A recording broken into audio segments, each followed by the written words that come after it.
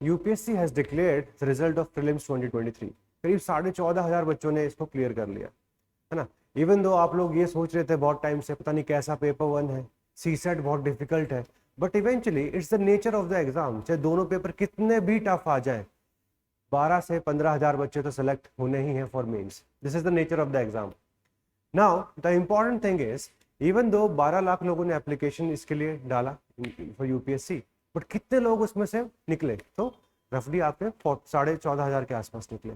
तो रेशो देखो आप, है ना, 1.2% के आसपास कुछ रेशो बन गया आपका रफली। सिर्फ 1.2% तक आने के बाद फिर से आपका आगे का एग्जाम है मेंस का, and then eventually is the interview process. So those who have cleared prelims, it's not like that कि उनका फाइनल रिजल्ट आ चुका है, and those who have not been able to clear, उनको भी ये चीज समझनी चाहिए कि सिर्फ प्रीलिम्स पास करने से भाई फाइनल रिजल्ट नहीं आता है। And because of any problem अगर आप इस साल नहीं कर पाए हो, तो you have to make a very good strategy for next year. But before making that strategy you have to evaluate yourself. अपने पूरा एक साल को असेस करो, हमने किया क्या इवेंचुअली। अगर आप ये चीज नहीं करोगे तो जो भी आप स्ट्रेटजी बनाओगे इवेंचुअली उसमें फिर से कोई ना कोई लूप होल हो जाएगा। For next 8 to 10 minute just listen to me, क्या चीज आप कर सकते हो, किस तरीके से कर सकते हो। This is only about self assessment, इसमें और हम कोई बात नहीं करेंगे, असेसमेंट करना कैसे है बस, और कोई बात नहीं। ऑलराइट, लेट अस सी। सो ये चीज आपको समझ में आ गया स्टैट्स कि 14,600 के आसपास मेंस देने वाले, and this was decided with in 4 hours. Alright, and with in this 4 hours majority of the aspirants now they have to think about the next year, or they have to think about state PCS etc etc। so आपका पूरा एक साल का जो पूरा calendar है वो ऊपर नीचे हो जाता है just because you are not able to clear prelims। but it also comes with an opportunity कि अगर आपसे पिछले साल जो गलतियां हुई थी, ओके मैं सिर्फ प्रीलिम्स की बात नहीं कर रहा हूं, I am seeing it from mains point of view, I am seeing it even from personality point of view, whatever problems were there उनको असेस कैसे करना है, so that next year when you clear prelims तो आप सीधा result लेके आओ। Rank 1 of this year was not able to clear prelims twice, और अब इस साल देखो सीधा रैंक 1 आ गया। तो आप भी take this as an example, this has happened with many students, okay you are not the only one जिसको ये हुआ है। और ये कैसे करना है, let us think about this. तो ये एक तरीका होता है टू एनालाइज, VUCA एक तरीका होता है टू एनालाइज कि जिस भी चीज में आप हाथ डाल रहे हो, like all of you are preparing for UPSC, तो क्या क्या प्रॉब्लम चैलेंजेस उसमें हो सकते हैं, किस तरीके के। वोलेटिलिटी, यस, पेपर वन में समझ ही नहीं आता कौन सा सब्जेक्ट पढ़ना है, कौन सा नहीं पढ़ना, कौन सा बुक पढ़ना नहीं पढ़ना, etcetera. Complexity, see the questions of CSET, so the complexity has certainly increase. Ambiguity also in the options, polity के क्वेश्चंस देखो आप इस बार के। And finally even the overall uncertainty, you are not able to create such a strategy which can make it crystal clear for you. तो ये सारे जो चैलेंजेस हैं now they are getting applicable to even UPSC. और इसको कैसे change करते हैं, देखो जब तक आप अपने ऊपर इवैल्यूएशन नहीं करोगे अच्छे से बैठ के, एक सेल्फ असेसमेंट नहीं होगा, अच्छी स्ट्रेटजी नहीं बन सकती, है ना। इनर हेल्प की तरफ फोकस करो, not about the external help. External help necessary है इस एग्जाम के लिए, बट विदाउट इनर हेल्प उससे कुछ रिजल्ट नहीं आने वाला है। 95 to 96% जो भी आपका रिजल्ट होगा उसके लिए आप खुद जिम्मेदार है, इस चीज को आप समझ लीजिए। Once you take this accountability, then only you can take the self assessment। So let us talk about this। क्या क्या चीजें हमें इवेल्युएट करना है। एफर्ट कैसा था, एफर्ट के कुछ पैरामीटर्स मैं बात करूंगा। प्रीलिम्स का स्ट्रेटजी कैसा था, सीसेट कैसे किया हमने, मेंस में हमारी क्या सिचुएशन थी, अगर प्रीलिम्स निकल जाता तो क्या होता मेंस में इस बार, अगर आपने आंसर राइटिंग ही नहीं किया, सिलेबस ही नहीं पूरा किया होता, तो ऑप्शनल आपका किस लेवल पे है। ऑलराइट, एंड फाइनली आपकी हेल्थ कैसी है, physical as well as your emotional health. अगर ये दोनों ठीक नहीं है तो कहीं ना कहीं बार बार प्रेशर में आके बहुत स्टूडेंट ऐसे हैं जो मेंस एग्जाम से पहले ही छोड़ देते हैं उम्मीद कि नहीं होने वाला, इवन दो उनका प्रीलिम्स निकल गया था। You are only looking towards the first level problem. Second level problem mains की बहुत ज्यादा है, आपको बहुत कुछ मैनेज करना पड़ता है इसका। बात करते हैं हर चीज के बारे में, and that too in very short and crisp manner. So effort जब भी आपको देखना है तो आपको देखना है फिजिकल लेबर आपका as well as your emotional involvement, दोनों चीजों के ऊपर फोकस करना है। बिकॉज क्या होता है ना, लोग पढ़ तो लेते हैं 18 घंटे, 16 घंटे ही पढ़ लेते होंगे, लेकिन क्या वो प्रोडक्टिविटी लेके आ पाते हैं। Productivity depends upon your emotion management. अगर सिर्फ पढ़ रहे हो रफ तरीके से, रिजल्ट नहीं आएगा भाई। तो एफर्ट्स में क्या देखना है, कंसिस्टेंसी की थी कि नहीं थी, टाइम कितना डिवोट किया, एंड फाइनली इमोशनली कितना इन्वॉल्व थे आप प्रोसेस को लेके। नॉट जस्ट अबाउट मुझे कलेक्टर बनना है, IRS बनना है etcetera, that is not emotional involvement, that is रफली a kind of dream. Okay, emotional involvement means एक एक सब्जेक्ट को क्या आपने निखारने की कोशिश करी, जितने भी आपके सामने प्रॉब्लम्स थी, चैलेंजेस थे, उनको सही से डील कर पा रहे थे आप। This is what the effort is all about. क्या ये आया नहीं आया, डू दिस सेल्फ असेसमेंट। आप स्क्रीनशॉट ले सकते हो इसका, ठीक है। And what you can do eventually, मैं आपके साथ ही PDF शेयर करूंगा, आप बस रजिस्टर कर दीजिए, सो दैट ये पूरा फ्रेमवर्क आप अपने से अगला 1 हफ्ता इसको डिवोट करोगे ना, तो भी आपके लिए बहुत अच्छा है। डायरेक्टली कोर्सेज ज्वाइन करने से कुछ नहीं होता, वो आपको ऑलरेडी समझ में आ चुका होगा अभी तक। ओके, लेट अस सी फर्दर। प्रीलिम्स को कैसे एनालाइज करना है कि बेसिक कंसेप्ट में कहाँ कहाँ प्रॉब्लम आई। क्या होता है ना, हम टेस्ट सॉल्व करते करते ये भी भूल जाते हैं बेसिक कंसेप्ट भी थे कुछ, और लास्ट में वही नहीं आते। देन कितना रिवीजन हुआ, सब्जेक्ट का कितना रिवीजन हुआ, जो टेस्ट सॉल्व किए थे उनका कितना रिवीजन किया आपने, तो रिवीजन हुआ कि नहीं हुआ। स्टैंडर्ड सोर्सेज कौन से यूज किए थे। कई बार क्या होता है ना, हम ज्योग्राफी के लिए काफी स्टूडेंट आते हैं, सर खुल्लर पढ़ ले, अरे भाई NCERT से काम चल रहा है, मैपिंग पे फोकस करो, वो छोड़ के आप लगे हुए इधर उधर की बुक्स पढ़ने में, उससे यार UPSC में फायदा नहीं हो रहा। All the books are good, books का कोई इश्यू नहीं है, सबसे इंपॉर्टेंट चीज क्या है, क्या वो रेलिवेंट है UPSC के लिए या फिर नहीं। And finally whatever mock test that you are given, उन मॉक पेपर्स में क्वालिटी थी कि नहीं थी, आपको उस लेवल पे लेके जाने के लिए जहां से आप पास हो सकते थे।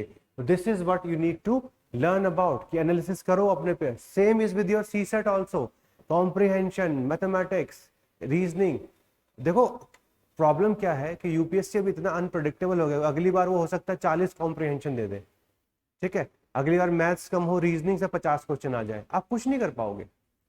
Every year this is going to happen, so you have to learn everything। Apply क्या होगा वो एग्जाम के ऊपर छोड़ दो। डोंट बी लाइक दैट कि मुझे यही आता है, यही कर लेते हैं, इससे काम हो जाएगा। मेंस फिर भी थोड़ा प्रिडिक्टेबल है, प्रीलिम्स बहुत ज्यादा प्रिडिक्टेबल नहीं रहा है अब, पहले रिलेटिवली इजी रहता था, अब नहीं। मेंस के लिए पूरा सिलेबस, एक एक टॉपिक आपको आता है, PYQ आपने कवर किया है, होलिस्टिकली आंसर राइटिंग करी है आपने, इसके लिए टेस्ट सीरीज करी थी या नहीं करी थी। बिकॉज अगर प्रीलिम्स निकल जाता, मेंस की तैयारी नहीं है, 90 days are not enough to get a good rank, नहीं हो पाता उसमें। आपको ये समझना पड़ेगा, out of this 14,000 student also कितने लोग इंटरव्यू कॉल के ले जाएंगे, सिर्फ 3,000 के आसपास, उससे ज्यादा होगा ही नहीं।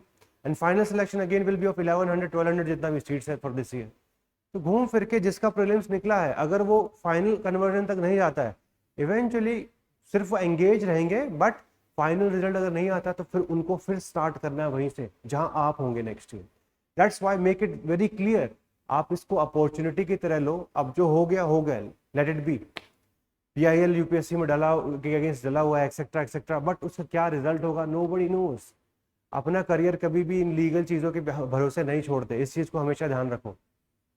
नेक्स्ट में सी ऑप्शनल, सेम चीज है ऑप्शनल में, फाउंडेशन ठीक से क्रिएट किया है कि नहीं आपने ऑप्शनल के लिए, कम से कम समझ पा रहे हो सारे टॉपिक्स को, साथ में कितना होल्ड है आपका, प्रीवियस ईयर क्वेश्चन सॉल्व किया नहीं, बिकॉज बहुत रेपिटेशन होता है in the optional subject. Next year किस लेवल का एनरिचमेंट फाइनल आपका हो चुका कि आंसर राइटिंग भी आप उसके साथ अच्छी कर सको, ये है कि नहीं है। बिकॉज देखो सिर्फ प्रीलिम्स सोचने से कुछ नहीं होने वाला एग्जाम में, अब आपको भी रियलाइजेशन आने की जरूरत है। ऑलराइट, नेक्स्ट आपको अपनी हेल्थ का भी एनालिसिस करना पड़ेगा कि हेल्थ आपकी किस तरीके, न्यूट्रिशन कैसा ले रहे हो, एक्सरसाइज कैसा है, स्लीप पैटर्न किस तरीके का है आपका। ऑलराइट, सेकंड कॉपिंग मैकेनिज्म, जब भी स्ट्रेस आता है क्या करते हो, पढ़ाई छोड़ देते हो, क्या करते हो उसके लिए, ओके, या और मोटिवेट हो जाते हो because of that. Alright, motivation के लिए क्या यूट्यूब पे 10-10 घंटा वीडियो देखते रहते हो। You have to see your coping mechanism because many of the coping mechanisms that we have, they're useless। ये चीज आपको समझनी पड़ेगी, डिटर्मिनेशन कैसे रखना है एग्जाम के अंदर। For that you should have good physical health as well as your emotional balance. And finally you have to also assess the balance between personal as well as professional life. देखो UPSC आपका professional life की तरह बन के रह गया, personal life को बिल्कुल जीरो मत करो। बेसिक से 1 घंटा निकालो, लेकिन क्वालिटी निकालो उसके लिए। ऐसा नहीं कि सब कुछ यूपीएससी के लिए दाव पे लगा देना और बाद में हमारी स्ट्रेटजी ऐसी थी कि जो भी दाव पे लगाया था वो हम हार गए। The whole time that we have dedicated उस पर कुछ रिजल्ट नहीं आ रहा है। टाइम आपने यूटिलाइज भी किया होगा ना, उसका रिजल्ट जब तक नहीं आएगा आपको फीलिंग तो यही आएगी ना कि भाई ये यूज नहीं हुआ है। तो वो करने के लिए आपको अपनी हेल्थ पर भी ध्यान रखना पड़ेगा। This is something which is very important. Alright, अब कुछ ऐसी चीजें जो आप बिल्कुल नहीं करोगे, please keep this in mind, don't get demotivated. Okay, the number of student which will get selected finally will be 1000-1100। अब नेक्स्ट ईयर आपको ऐसी स्ट्रेटजी बनानी कि आप उस फाइनली उसमें चले जाओ, The number of marks that you have to score in main should be more than 50 above cut off. उतना सोच के चलना पड़ेगा. तो अभी अगर आपका मेंस का प्रिपरेशन अच्छा है और प्रीलिम्स नहीं हुआ तो भी it can be used as an opportunity. Many toppers have done this. Okay. Second, don't buy unnecessary courses. कि अब इम्पल्स में आके आज सीसेट खरीद लेते हैं, कल जीएस का, परसों ये. This is not going to help. Give adequate time to self assessment, फिर उसके बाद डिसीजन लेना स्टार्ट करना. Third, don't join any random group. आजकल इतने ज्यादा रैंडम ग्रुप्स हो गए कि हर चीज के लिए ग्रुप्स बना के बैठ गए हैं. ऑलराइट, तो वो उससे आपको फायदा होगा नहीं होगा. Please be aware about these things. Whenever you are at your lowest, उसी टाइम पे गलत डिसीजन लिए जाते हैं. तो इसलिए बच के चलना है अगले अगले कुछ दिन. Then don't give up on your dreams. This is very important.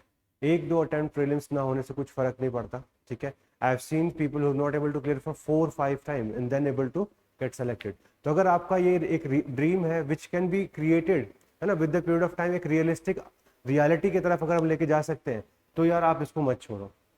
If you think specifically कि नहीं यार बहुत ज़्यादा हो गया, तो कोई जॉब कर लो, साथ में कर सकते हो, बट ऐसे जबरदस्ती अपने ड्रीम्स को हटाते नहीं है. And finally, don't neglect your physical and mental wellbeing. This is very important. अभी के लिए क्या होगा, आप किसी से बात नहीं करोगे, अवॉइड करोगे हर किसी को, बट यार अवॉइड करके कोई सोल्यूशन नहीं निकला है. You have to come out of your closet. So these are the don'ts which you have to remember. ये 5 चीजें मत करना अभी के लिए, because this is not going to help you for your next year. What is going to help you? Let us see them also. Reflect and analyze. सोचो यार क्या गलतियां हुई और किस तरीके से उसको improve करना है. Okay? अपना फीडबैक लो, अपने मेंटर से बात करो जो भी आपको गाइड कर रहे थे, उनसे पूछो यार मैंने ये चीज के लिए आपने बताया लेकिन ये फायदा नहीं हुआ, मुझे क्या और करना चाहिए. Okay. If you do not have any mentor, you can come and talk to me. अपना फॉर्म फिल करो सो दैट टीम आपसे कनेक्ट कर पाए. Third, stay positive. है ना, पॉजिटिव रहना सीखो. पॉजिटिव का मतलब ये नहीं कि बस खुश होकर बैठे हो, कर कुछ नहीं रहे. आप ये सीखो ना, डाइसेक्ट करो सिचुएशन को, कैसे हम इसको फ्यूचर की तरफ लेके जा सकते हैं, which will be leading towards a very good rank. अपने स्टडी प्लान बनाओ उसके बेसिस पे, on the basis of analysis, not random. Okay. Then strengthen your conceptual understanding. बहुत सारे टॉपर्स आएंगे, हमने ये किया, हमने ये किया, हर किसी की स्ट्रेटजी में डिफरेंस होगा. You cannot follow everybody's strategy. You have to make your own strategy on the basis of what everybody is telling you. इसीलिए आपको भी वही चीजें करनी है. अपने कंसेप्चुअल अंडरस्टैंडिंग पे फोकस करो, आंसर राइटिंग पे फोकस करो, मॉक टेस्ट वगैरह देते हैं, टाइमली रिवीजन करना है, बट एकदम देखे कुछ नहीं होगा. बिकॉज आई ऑल्सो अंडरस्टैंड, एकदम से उसको करते तो पेनफुल लगता है वो सारा सिचुएशन. नेक्स्ट, करंट अफेयर्स के साथ थोड़ा एटलीस्ट न्यूज़पेपर पढ़ना शुरू करो वापस से. बहुत दिन हो गए होंगे इस चीज़ के, 15 दिन से यही चल रहा है ना. प्रीलिम्स से भी 15 दिन पहले जाकर न्यूज़पेपर कोई पढ़ता नहीं है, तो 1 महीने का गैप आ चुका है already. Then seek guidance. Guidance के लिए सीख करो अगर आप खुद से नहीं कर पा रहे हो sort out finally. And last में यार, take care of yourself. है ना, अच्छी लाइफ अगर आपको जीनी है तो ये चीज़ आपको सीखनी पड़ेगी. This is not the only challenge of your life. इसके बाद भी बहुत चैलेंज आएंगे. In fact after becoming the officer, the scale of challenges is going to further increase. और ऐसी सिचुएशन बार बार आएंगी जहाँ को लगेगा कि कुछ गलत हो सकता है. This is going to make you mentally tough, which is required for living a very good life in the future. चाहे वो आपके रिलेशनशिप हो, चाहे वो आपका जॉब हो, चाहे आपका करियर हो, whatever it is. So इसलिए इस चीज़ को ध्यान से समझो. अभी सिर्फ एनालाइज करो, धीरे धीरे करके स्ट्रेटजी बनाओ with in next 10 days. Okay, we are also going to come up with various strategies for next year which can include all the factors of the UPSC exam. सिर्फ CSC नहीं, CDS, CAPF वो भी देखेंगे, because इस साल जो question आए CSC में वो कहीं ना कहीं CDS और CAPF का पैटर्न को फॉलो कर रहे हैं फाइनली. और वहीं से दिक्कतें शुरू हो गई, बिकॉज हम क्या करते हैं, हम CSC को बहुत एक्सक्लूसिव बना के बैठे हुए थे. ऐसे क्वेश्चन सिविल सर्विस में नहीं आते, ये नहीं होता, वो नहीं होता. अब आप देखो ऐसा कुछ रहा ही नहीं है डिफरेंस. ऑलराइट, तो दिस इज वेरी इंपॉर्टेंट कि आप इस चीज़ पर अभी ध्यान दो, rather than watching random videos, ये करना वो करना. just spend 10 minutes on this. Alright, इसको जो भी है फ्रेमवर्क मैंने दिया है, हम इसको शेयर कर देंगे आपके साथ में, आप बस रजिस्टर कर लो. Alright, and if you face any problem, you can call on these numbers, you can connect with us through our website also, and you can also scan and join our YouTube channel as well as our Telegram channel. So I am Vikas Selawat. I was able to clear prelims all 6 times. Final rank मेरा 2 बार आया. ठीक है. I have also faced same kind of problems in my initial 2 attempts. तो ये advice मैं दे रहा हूँ on the basis of what I was able to do, how I was able to transform myself. Help लिया बाकी लोगों से, लेकिन इसका मतलब ये नहीं है कि खुद को बिल्कुल सोचा समझा ही नहीं, because every person had different set of requirements. And this is a message from my side. इसको अच्छे से समझो, और फिर अपनी स्ट्रेटजी बनाना। सिर्फ रैंडम कुछ यूट्यूब वीडियोस देख के नहीं होगा, आपको पहले खुद पे वर्कआउट करना है, असेस योरसेल्फ, फिर किसी से हेल्प सीक आउट करो, है ना। सबसे इंपॉर्टेंट चीज देखो यही होती है, God help those who help themselves. तो खुद पहले खुद का हेल्प तो करना सीखो, वही नहीं कर पा रहे हो तो फिर किसी से भी हेल्प लोगे तो फाइनल आउटकम नहीं आने वाला। Okay, so take care and hopefully next year आप सब लोग अच्छे से क्लियर कर पाओगे। जितना अच्छा मेहनत करोगे उतना अच्छा आपका रिजल्ट आएगा। ऑलराइट, बट उससे पहले असेस करो अपने आप को। It's not about just hours कि मैंने 12 घंटे पढ़ा, 18 घंटे। It's about productivity, it's about streamlining your preparation to develop the skills which are required for this examination. उस चीज के ऊपर फोकस करो, ठीक है। तो अपना ध्यान रखो और अच्छे से इस चीज को असेस करो। All the very best.